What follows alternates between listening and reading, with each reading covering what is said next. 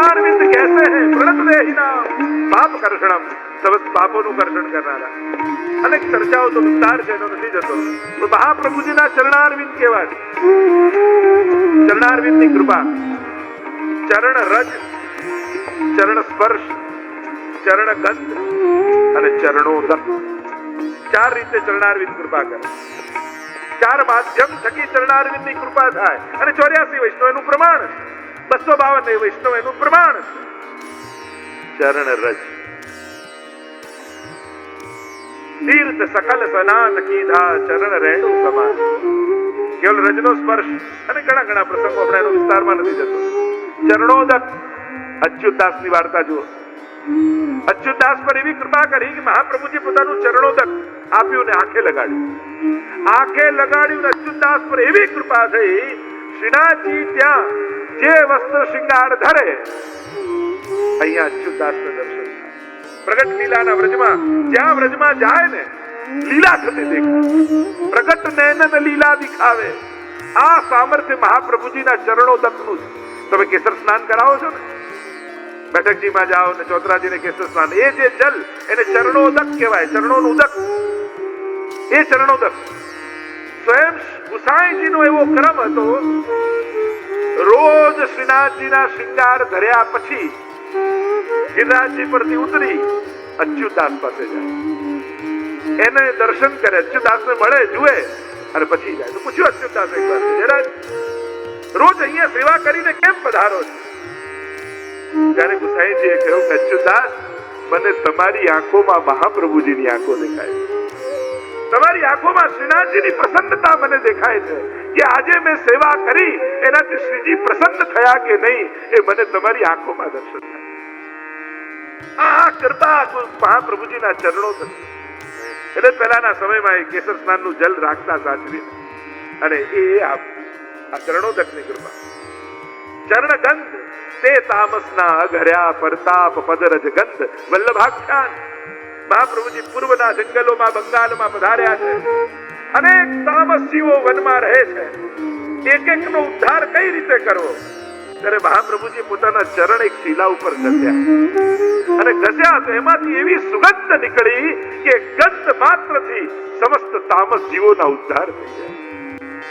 તમે અત્તર લઈને જ્યારે મહાપ્રભુજીને ધોતી ઉપરના ધરાવો અને અત્તર સમર્પિત કરો, અને જ્યારે હાથ મહાપ્રભુજીના શ્રીઅંગને સ્પર્શ્યા પછી એ ગંધ અત્તરની નથી રહેતી, પછી તો વલ્લભના શ્રીઅંગની ગંધ બની જાય.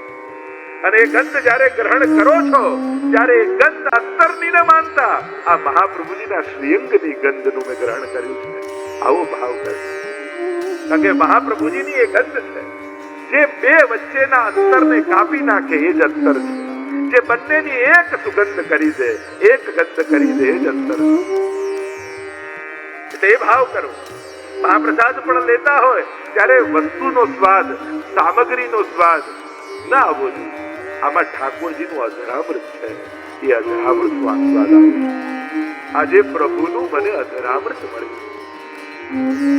આપણે એમાં વેસણનો સ્વાદ ગોતીએ, સાકરનો સ્વાદ ગોતીએ, વસ્તુઓનો સ્વાદ લઈએ, પણ જ્યારે પણ પ્રસાદી વસ્તુ મળે ત્યારે આમાં ખાંડ વેસણ ન ગોતતા પ્રભુના અધરામૃતની કણિકાને ગોતજો. તો એ જમ્યા નહીં કહેવાય, એ પછી પ્રસાદ લીધો કહેવાય. અને જયારે આ ભાવથી મને મિશ્રી ધરી હોય, મેવો જે કાંઈ પણ મહાપ્રસાદની કોઈ વસ્તુ થોડી જોવાય કે શું ધરેલું મળ્યું એ મોટું છે. ઠાકોરજી આરોગ્યા છે એ મોટું છે, એ મોટી વાત છે. અને જયારે એની મહત્તા થશે ને અધરામૃત, ત્યારે વસ્તુ કઈ હતી એ વસ્તુનું મહત્વ જ ખતમ થયું. શું મળ્યું એ વસ્તુ, કેટલું મળ્યું એ વસ્તુ, કારણ કે એની કોઈ અધરામૃતની ક્વોન્ટિટી ઉપર થોડી હોય કે 1 લીટર કોઈ યમુનાજી વધારે પી જાય એટલે યમુનાજી વધારે કૃપા કરે. શ્રીનાથજીનો 1 કિલો પ્રસાદ કોઈ વધારે ખાઈ જાય તો શ્રીનાથજી વધારે કૃપા કરે. એની કોઈ ક્વોન્ટિટી થોડી હોય. એ કિલોમાં ક્યાં કણિકા હતી એ શોધી લે વૈષ્ણવ, એનો જ્યાં આસ્વાદ એને આવી જાય અધરામૃત. તો એ ચરણારવિંદ ગંધ, તો વિચાર કરો, જેની રજ, જેનું જલ, જેની ગંધ આવી દિવ્ય હોય, તો જે જીવને સાક્ષાત વલ્લભના ચરણોનો સ્પર્શ મળ્યો હશે એ કેવા ભાગ્યશાળી, કેવા કેવા જીવો. એક એક એક એક પ્રસંગ મને તો ઘણી વાર એમ થાય શ્રી મહાપ્રભુજી જેના ઘરે કામ કરતા હશે, જેના ઘરે રોકાતા હશે, કેવા ભાગ્યશાળી હશે કે જેના ઘરે શ્રી વલ્લભ રોકાયા. ત્યાં ઉતારો જેને સેવા મહાપ્રભુજી પોતે કરીને આપ સેવા કરી શીખવે. વલ્લભાખ્યાનમાં કઈ સપ્તમાખ્યાન આ બધું સંલગ્ન છે. હું મહાપ્રભુજી કહું, સાંઈ જવું કહું, હરિરાયજી કહું, ગોકુલના આ બધાને જુદા ન જાણતા. આ એક જ બીજ થી નીકળેલું વિશાળ વૃક્ષ છે. આ વલ્લભ સાખી જ છે. મારી જે એક એક વાત કહી રહ્યું છે એનું પ્રમાણ આપણે તો વલ્લભ સાખીમાં ખાલી ગોતવાનું છે, એ જોવાનું છે. બાકી આ જે બોલાઈ રહ્યું છે એ એક એક વલ્લભ સાખીની વાતો છે. તો રજ જેને સ્પર્શ મળ્યો હોય, કેવા કેવા જીવો. અને વાર્તા પ્રસંગોમાં તો અનેક બધી ચર્ચાઓ નીકળશે. સ્વયં ચંદન ઉપર મહાપ્રભુજીના ચરણારવિંદ આજે પણ ત્યાં બિરાજે છે ભુજમાં વૈષ્ણવને ત્યાં. એવી ઘણી ઘણી પ્રસંગો જ્યાં શ્યામદાસ સુધારની કેવી વાર્તા, અનેક અનેક પ્રસંગોમાં એ બધી ચર્ચાઓ નીકળી છે. તો શ્રી વલ્લભ પદ વંદો સદા. હવે આમાં ચરણારવિંદના ચિહ્નોની પણ ચર્ચા કરી શકાય કે જે ચિહ્નો ચરણારવિંદમાં બિરાજમાન છે, પણ એ ચિહ્નો પણ સામર્થ્ય બતાવવા માટે નથી, સ્વરૂપ નિષ્ઠા પ્રગટાવવા માટે.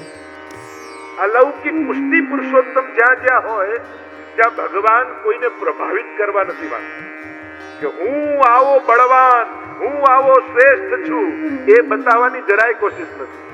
હું પ્રેમાળ છું, હું તારો છું, હું તને વશ છું. ભગવાન પુષ્ટિ માર્ગમાં સતત પોતાની અસમર્થતા બતાવી અને તમારા પ્રેમને જીતે.